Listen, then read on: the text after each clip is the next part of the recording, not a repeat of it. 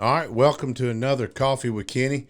This morning, I have a good friend and a longtime IBEW brother here this morning, Mickey Poe. Thank you for coming in, Brother Mickey. You're welcome. I appreciate the opportunity. So what I want to try to talk about today is I want to get your perspective on the labor shortage across the country and how serious the labor shortage is. We'll go over some numbers, that see if you're kind of hearing the same thing. But I first want to say I still see, I'll be driving around town and I see the Action Electric mechanical trucks everywhere. And I always get excited when I see any of our signatory contractors across the building trades, the vehicles, the McKinneys, the Batchelor and Kimball's, the England and Stubbs, Allison Smith, Action, all of them. So I always like when we're representing, when we're on our commutes. But so when you started your career, looking all the way back, tell us when you started and what you've carried on to where you are today, that's something that you learned in the apprenticeship that you still carried on, like a value or a principle that you still use today. I actually started 1968 in the IBEW apprenticeship program, which was then a 5-year program. Through that program, we learned good skilled trades. We learned how to do work correctly and with good quality. That was one of the main things that stood behind it. After I turned out, I went to work for several different contractors around town. And in 1978, I had an opportunity to come to Action on a service truck, run it, and then the gentleman that owned it then decided they wanted to retire and made me an offer I couldn't refuse. So at that time, Action was just a small service contractor. My background came from heavy industrial construction with all trades. So we started building from that in 1986. We went into pipe fitting and millwrights, literally because the customers that we dealt with asked us, could we do this, could we do this? And at Action, that company, we have always stressed quality and good work on time and doing a good job. And with that, it's paid from going to 5 men when I started there to now over 500. All skilled tradesmen, and we're proud of it, and we advertise it, and we do a lot with customers in all trades all the time. That's mostly what we do. Yeah, that's awesome. So I know at IBEW, they got like 300 open calls right now. What are y'all seeing like at the plumbers? Do the plumbers have a lot of unfilled jobs? Is the labor shortage, how is it affecting them too at UA 72? Well, since we deal with the all trades, and we, like I said, in 1986, we signed up to Local 72 for pipe fitters, and later on got into plumbing and then into HVAC. But as of now, we have calls in and have had for a while for skilled people, but we don't get any because they're not there. And we're not the only contractor. All contractors are short people. Yeah, right now. Yeah. So I heard some numbers the other day. So y'all did Smart 85's building, which is beautiful, by the way. And Steve Langley, he's proud of that building, and he should be. Y'all did a great job on that. So that brings me to the welders, because you got to have welders if you're doing the mechanical. Also, I heard a number that there's 400,000 welders needed, like across the country. Like there's a shortage of welders. And so as we move forward in labor, isn't this a major problem? Like what is it doing to your job schedules? Like how are you scheduling jobs now? It's got to take longer, right? Because you can't get the people. It has to take longer, and as most people know, we do work all over the country, and it doesn't matter where we go now. When we go and ask for people or try to go to the hall and put in requests for people, we don't get them because they're not there. There is a great shortage in the skilled trades, and welders is a big one. We could probably work 40 more right now if we had them, or 50 just in our shop. God, so what are we gonna do? Like, you got any suggestions, or anybody in y'all's office or y'all think tanking? What can we do besides? We're all doing great on job fairs and all, but I feel like for so many years, all the big corporations planted in the seed, go to college, go to college, go to college. Now it's turning around and it's biting us in the butt. And I feel like it's going to be detrimental to the economy. I mean, I feel like that's for every 5 people that retire right now, we're only replacing them with 2 tradesmen. How are we going to make up those other 3 people? It's going to be, in my mind, it feels like all the money we spend is tradesmen because we like our big trucks. We like to hunt. We like to fish. We like to play golf. There's so many things we do to invest back in the community. And I feel like if our numbers are not there, I think it's going to be a pretty bad turn here slow. That's just my thoughts. So I'm trying to figure out what else can we do besides job fairs? Do you know, are y'all? I think, what we do, and I've participated in the job fairs, some in different locations, some in schools, to try to convince these kids that are coming up now that a skilled trade, is it a little different? Is it a little harder work? Sure, it's not in an air-conditioned atmosphere, and it's not this. But when you go through the apprenticeship program to these skilled tradesmen and you turn out, you're a good skilled tradesman and you don't owe any debt for your college. It's all paid for by the different trades in the schools. And the salaries these days are way above what most college kids make when they get out of school. So. Yeah, so we're making 6 figures, right? Like yes. Most of us are making 6 figures. Yes, we have a lot of guys that make up into 6 figures a year. Yeah, and suppose a 20-year-old is listening right now. They're not sure that college is for them. What would you tell them? I would tell them, and this is what we do. Sometimes we bring the kids in, and since we work all trades, we'll say, okay, go do electrical with somebody for a bit. Okay, you don't like that, go do HVAC, and let them decide what they're really interested in, because we all know if you're interested in it and you love it, then you're going to be the best at it. Gotcha. And so we also run the Georgia Building Trades Academy, and that's kind of what we do too, is we get our students in, we let them, our construction managers, we let them get a piece of electrical, plumbing, mechanical, sheet metal, so they can kind of pick like you're talking about. So that's a good thing, a good model. What about technology? So a lot of kids nowadays, everybody knows they're born, they have a phone in their hand. They're good on their phones. They're good on iPads. They're good with computers. Hasn't our industry moved forward so much that there's a place for some people that are technologically inclined and want to work on computers, BIM and yeah, CAD? I mean, even in the estimating part of it in CAD and drawings that you do sometimes before you do jobs to better make the installation better. And a lot of these things we deal with nowadays, let's take electrical work. Years ago when I started, it was a lot of wires, a lot of this. Now it's computers with an Ethernet and a 24-volt signal just took the place of it. It's the same thing in HVAC controls and actually in pipe fitting too when they run these automatic welding machines, things like that. So it's become more and more in that line. Yes, it has. Yeah, so and that's what I was telling some of my students at Youth Build. I was like, all right, so you're a little bit mechanically inclined, but you are more towards technology.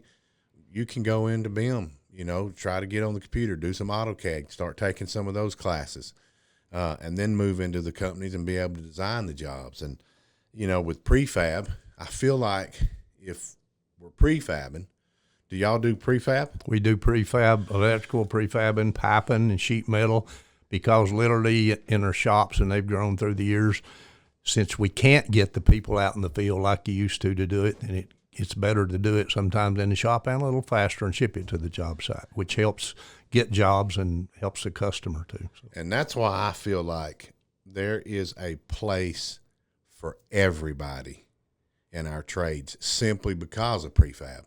You may not have the knowledge to begin with, but I feel like we can find you a useful spot that we can put you to where you can be productive with your hands with prefab. Yes. I really do. We're seeing it every day. It's growing. Prefab's getting bigger. It's allowing us, I feel like it's allowing us to take over market share too, because we're able to do 3 times, 4 times, 5 times the amount of jobs that we used to do, because now we're able to prefab all of our stuff in the prefab shops. And if you would have asked me this 5 years ago, I would have been a little bit leery about the prefab. And I wouldn't have, I don't know. But as I see it progressing and what we're doing with it, I think it's a good thing. And I think it's something that's got to be used more for us to be able to continue to grow market share and keep getting these jobs. Like, everybody's talking about data centers. From where you're sitting, is the opportunity really as big as everybody thinks?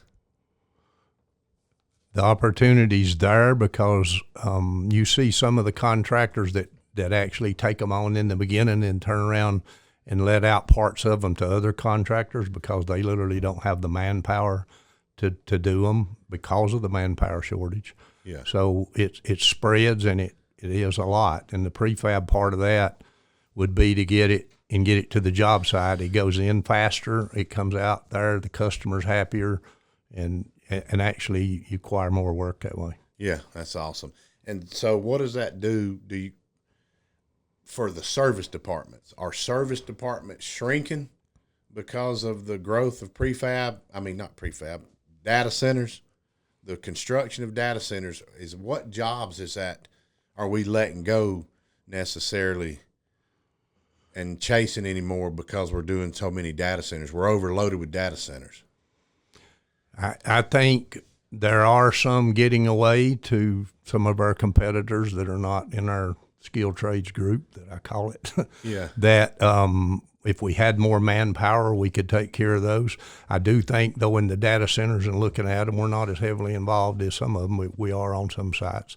That later on, the maintenance in these areas is going to be something, especially in the generators and the cooling systems and things like that. There's going to be a lot of maintenance work. Yeah, so see, that's one of the things I need to remember too, because we had to testify. I testified a couple of times last year in the Senate Finance Committee because they were trying to pull away some tax breaks. And, the public opinion on data centers right now is terrible. Like, the public hates them. And I think it's because they don't really know where the end is and what it's going to be, the end goal of these data centers. So it's kind of scary, because you hear all this stuff. They're going to do this. AI is going to take over this and going to lose this many jobs and such. But that will be huge because the main tagline that they were trying to sell at the Capitol was, oh, they're built and then nobody works in there. They're done. And I tried to tell them, I said, you got maintenance staff on some of these that's huge. You'll have 25, 50 to 100 people working with security, maintenance, and now you bringing the point up of coming back for the service work on generator change out, equipment change out, pumps, all of that stuff is going to be a continuous revenue and job flow for people. So that's good to remember. I'm glad you mentioned that. I'll use that this year because I'm sure we're going to have to fight that fight again. If you look out 10 years, what kind of skills are today's apprentices going to need that yesterday's electricians didn't? So what is in 10 years from now is an electrician going to need that they didn't need yesterday?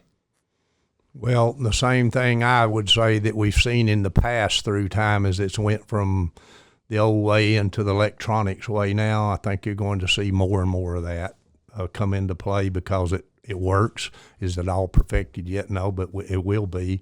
And there are going to be more and more things that are controlled that way. We started a group a few years ago into computer controls and machinery and stuff like that. This is done real well and spread. So those systems will be something somebody's going to have to maintain and keep up and find the troubles that are wrong with them when they come up too. So. Yeah. So y'all specialize, you like doing PLCs. Yes. You love that. Because yes. I talked to some of the guys in the field that work for you, and they say Mickey still comes out there and helps us. He loves it. He loves PLCs, figuring out the logics. And so y'all go all over the country doing that, don't you? Yes, sir, we do.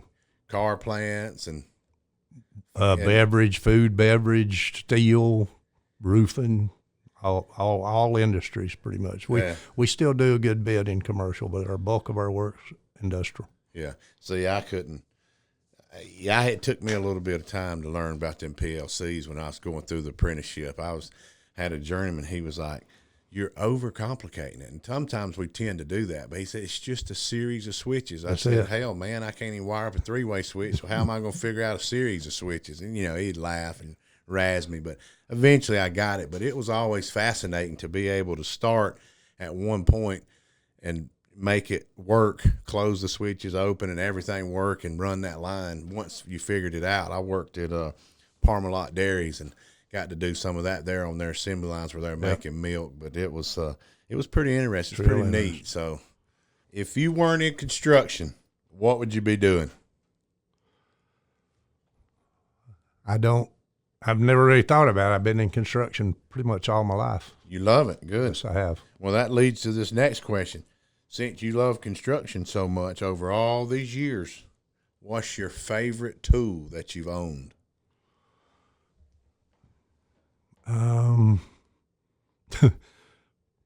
That's a hard one to ask because they got so many good ones now, but probably the new way of measuring things and scanning the buildings that we go in to look at sometimes to figure jobs. Okay. So, lasers? Yes. Okay, that's cool. Hardest job you've ever worked? As far as conditions and things like that, probably steel mill. Okay, yeah. I've had a couple of them. I'm going to tell you, I worked down in Beaumont, Texas at Exxon Mobil refinery after Hurricane Ike hit. That was a pretty tough job. Yeah. I mean, that storm surge came in. We had to wear those Nomexes, mosquitoes that were the size of chicken hawks. I mean, it was nasty. Yeah. Some of them are tough. That's what we talked about earlier. They're not all a piece of cake. Sometimes it's hot. Sometimes the weather's what. But overall, it's good. So, in life, you make mistakes. But I always try to teach my boys, try and take something from that mistake. What's the biggest lesson you've ever learned from one of your mistakes? I always like to ask my older brothers, the wiser ones, that. One of the biggest lessons, especially in working people, is to always monitor and keep your eye on them and make sure they're going like they should be going, not only for your good, but for theirs. Gotcha. One trait that you feel like every single apprentice should have, one trait, what should it be? He should take pride in what he does so that when he's done with it, he can look back and say, that's good. Nice, pride. What's one thing every parent should know before steering their child toward or away from the trades?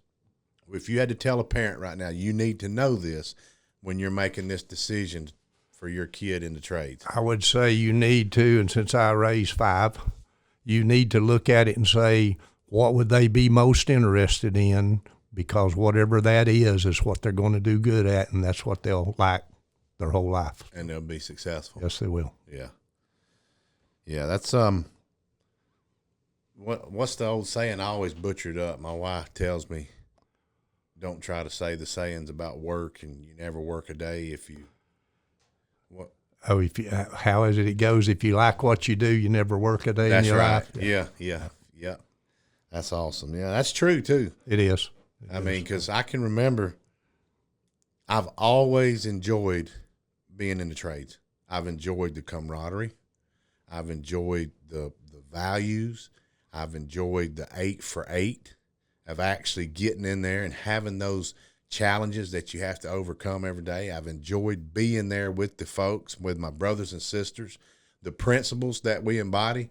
Like a lot of people, I don't think they understand when they come over, I actually get with a crew and you start developing, you're on the job more with them than you are your family when you start working these long hours, and you start making long-lasting friendships. Yes, sir. And bonds that last forever. And I loved it. I mean, we used to have, you got to have fun, get the job in. We'd have fun. We would, sit around and check pool. I mean, when we went to digital check stubs, we still found a way to do check pool. A lot of the younger apprentices, when we talk to them now, they don't even know what check pool is, Yeah. So stuff like that, just building together, cookouts and potluck lunches, when we're working at the powerhouse, everybody bring in a crock pot, we'd all break bread together.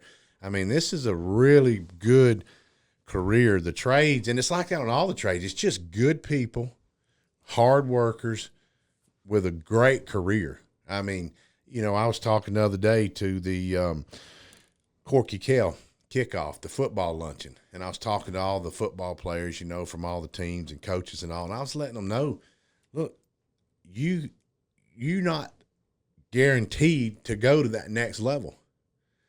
So you don't top out in high school. This is just a season in your life. It's okay if it don't work out. Come join the trades. You want a career?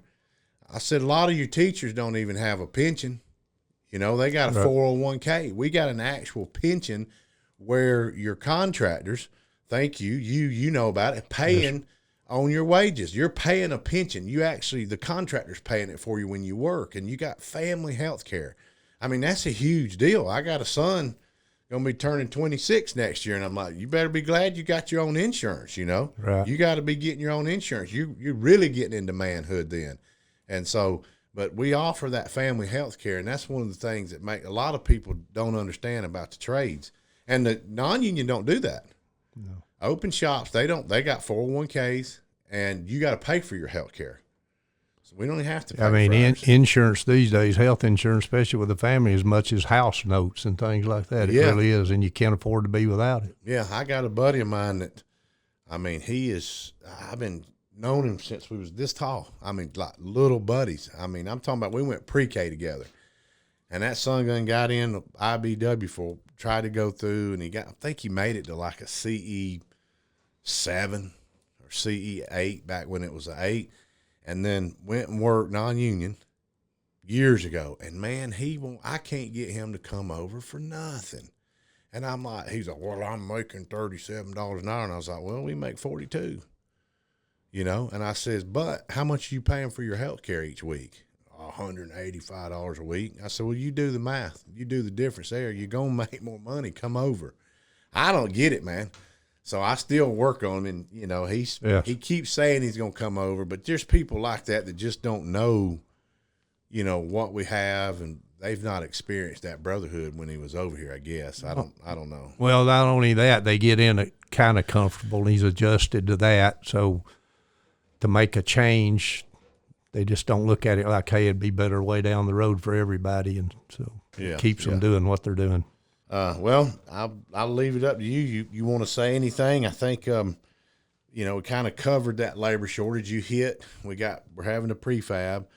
There's labor shortage all over. The main thing is I just want the people watching to understand, if you have a student, if you have a 30-year-old, or if you're in your 50s or if you're 40s and you're wanting to do a career change, hey, come get in the trades. We want you. We can train you. If you want to build something with your hands, come to the building trades, GeorgiaConstructionCareers.com, and pick which career you want. It doesn't matter what age.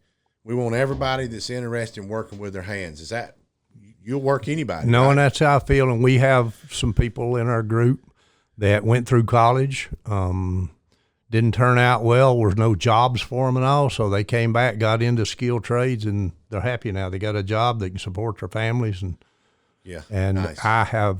The economy has its ups and downs, but I think there's so many open jobs right now that they'll stay that way for years to come. Yeah, that's awesome. And so if you are in college, it's still not too late. Go ahead and if you're looking for a job while you're going to college, come on in here and see which trade you want, and then you can transition your college degree, like you just said, into more of the construction field to the trades. Correct. Yeah. Okay.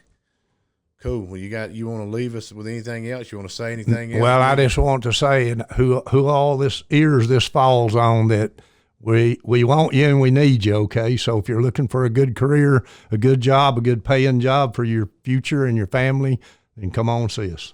Thank you. Go to GeorgiaConstructionCareers.com.